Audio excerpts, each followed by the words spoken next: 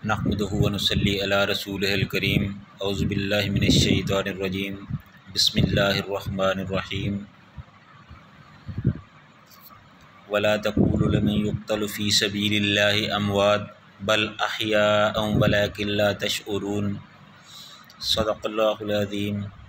हर किस्म की हम्द व सना अल्लाह ताला की ज़ात के लिए जो सारे जहानों का पैदा करने वाला और सारी दुनिया को रोज़ी देने वाला है, और लाखों करोड़ों दुरूद व सलाम रसूलुल्लाह सल्लल्लाहु अलैहि व आलिहि वसल्लम पर जो सारे नबियों के इमाम और सारी कायनात के सरदार हैं।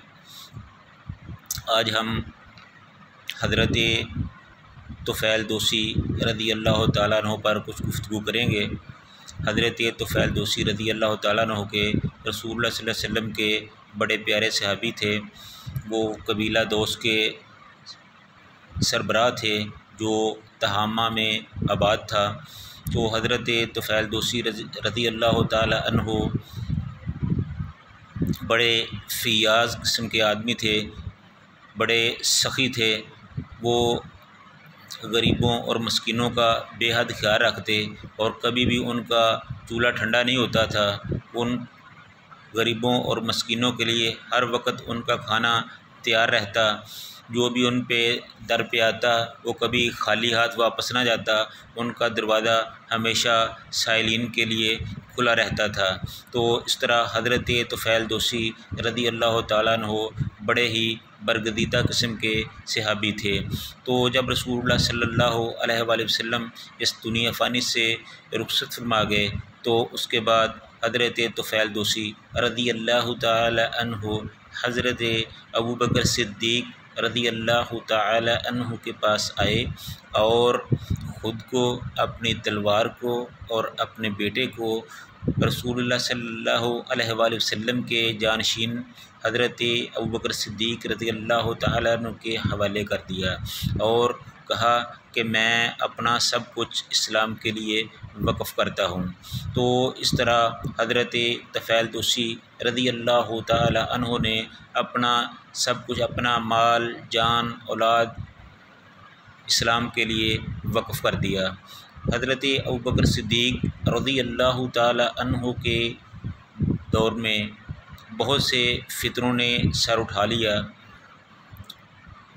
कुछ लोगों ने ज़कात देने से इनकार कर दिया, कुछ लोग मुर्तद हो गए और कुछ लोगों ने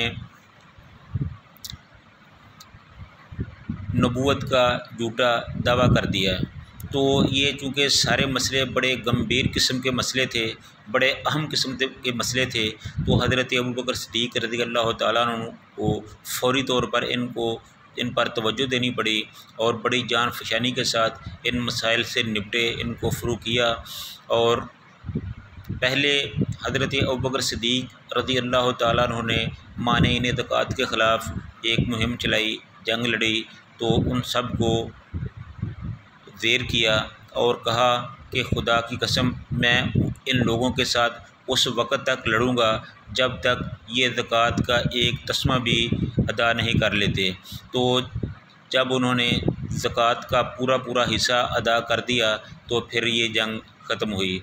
उसके बाद मुर्तदीन थे, तो हज़रत अबू बकर सिद्दीक़ रज़ी अल्लाह ताला अन्हु ने उनके ख़िलाफ़ भी भरपूर जंग लड़ी और मुख्तलिफ़ मकामात पर उनको बुरी तरह इबरतनाक शिकस्त से दुचार किया। और इसी हालत में बहुत से मुर्तदीन थे जो शिकस्त खाकर इधर उधर भाग निकले थे। वो मुसैलमा कज़्ज़ाब के साथ जा मिले क्योंकि उसने अपने इलाके यमामा में झूठी नबूवत का दावा कर दिया था। तो हज़रत अबू बकर सिद्दीक़ रज़ी अल्लाह ताला अन्हु ने 2 दफ़ा उनके ख़िलाफ़ लश्कर कशी की। एक दफ़ा इकरमा बिन अबी जहल को लश्कर दे के भेजा, एक दफ़ा शर्जील बिन हसना रज़ी अल्लाह ताला अन्हु को लश्कर दे के भेजा, लेकिन इत्तिफाक से ये दोनों असहाब इसमें बुरी तरह नाकाम रहे। तो उसके बाद हज़रत अबू बकर सिद्दीक़ रज़ी अल्लाह ताला अन्हु ने मुसैलमा कज़्ज़ाब की सरकोबी के लिए हज़रत खालिद बिन वलीद रज़ी अल्लाह ताला अन्हु की क़ियादत में एक लश्कर तरतीब दिया और उनको मुसैलमा कज़्ज़ाब की सरकोबी के लिए भेजा। तो ये लश्कर जब यमामा की तरफ जा रहा था तो रास्ते में हज़रत तुफ़ैल दोसी रज़ी अल्लाह ताला अन्हु जो इस लश्कर में शरीक थे, उन्होंने अपने साथियों से मुखातब करते हुए कहा कि आज मुझे एक ख्वाब आया है, ज़रा मुझे उसकी ताबीर बताओ। तो साथियों ने पूछा कि आपको क्या ख्वाब आया है? तो उन्होंने कहा कि मैं ख्वाब में देखता हूँ कि मेरा सर मुंडा हुआ है और मुझे किसी चीज़ ने निगल लिया है और मैं उसके पेट में चला गया हूँ और मेरा बेटा मुझे तलाश करता फिर रहा है। तो सब लोग उनका ये ख्वाब देखकर हैरान और परेशान हुए कि हमारी समझ में ये नहीं आ रहा, ये तो अजीबोगरीब किस्म की बात है। तो कुछ देर बाद हज़रत तुफ़ैल दोसी रज़ी अल्लाह ताला अन्हु खुद ही फरमाने लगे कि मैंने अपने ख्वाब की ताबीर जान ली है। तो लोगों ने पूछा कि आपके ख्वाब की ताबीर क्या है?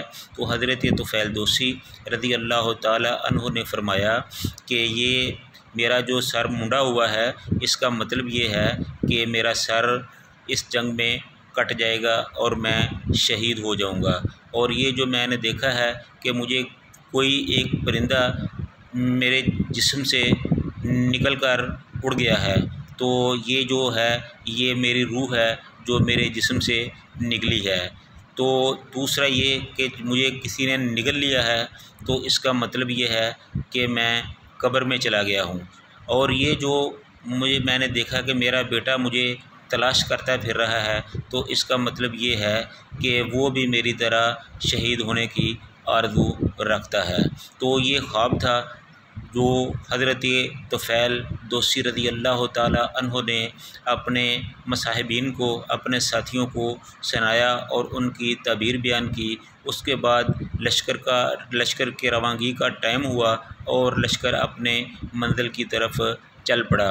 तो जब ये लश्कर यमामा में पहुंचा तो वहाँ बड़ी खून रेज़ किस्म की एक जंग हुई, क्योंकि जो मुसैलमा कज़्ज़ाब था उसने पूरी तैयारी की हुई थी और अपने लश्कर को खूब अच्छी तरह मुसल्लह किया हुआ था।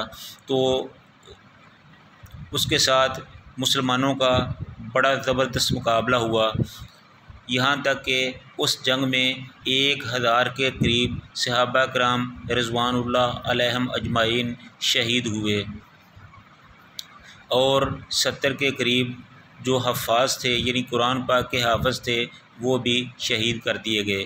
तो इसी चीज़ को देखते हुए हज़रत उमर रज़ी अल्लाह ताला अन्हु ने हज़रत अबू बकर सिद्दीक़ से पुरज़ोर मुतालबा किया कि फ़ौरी तौर पर कुरान पाक को एक किताब की सूरत में जमा और इकट्ठा करने का काम शुरू किया जाए। तो उसके बाद फ़ौरी तौर पर इस काम को शुरू किया गया, तो कुरान पाक को किताबी सूरत दी गई।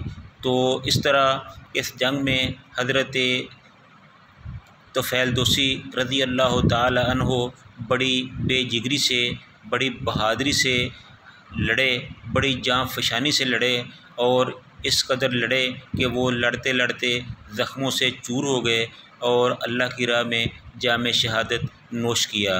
तो इसी तरह उनका बेटा भी जो था वो भी बहुत बड़ी बहादुरी से लड़ा और बहुत से दुश्मनों को तह-तेक किया और उसका भी जो सारा जिस्म था वो ज़ख्मों से चूर हो चुका था, यहाँ तक कि उनका एक हाथ जो था वो कट के कहीं यमामा के मैदान में ही गिर गया था, जो तलाश के बावजूद ना मिल सका। तो इस तरह ये हज़रत तुफ़ैल दोसी रज़ी अल्लाह ताला अन्हु शहीद हो गए और उनका बेटा जो था वो गाज़ी रहा। तो वो अपने बाप को और अपने हाथ को यमामा के मैदान में ही कहीं छोड़कर आज़म मदीना हुआ। तो इस तरह ये हज़रत तुफ़ैल दोसी रज़ी अल्लाह ताला अन्हु की बहादुरी, शजाअत और मर्दाना वार लड़ने के वाक़यात थे, जो उन्होंने इस्लाम के लिए अपना सब कुछ कुर्बान कर दिया। तो अल्लाह ताला से दुआ है कि अल्लाह ताला हमें सहाबा कराम के नक्शे कदम पर चलते हुए उनके इस्लाम की खिदमत करने की तौफ़ीक़ अता फ़रमाए और अल्लाह ताला उनकी खिदमत को कबूल करते हुए जन्नतुल फ़िरदौस में आला मकाम अता फ़रमाए। व आखिरु दावाना अनिल हम्दुलिल्लाहि रब्बिल आलमीन।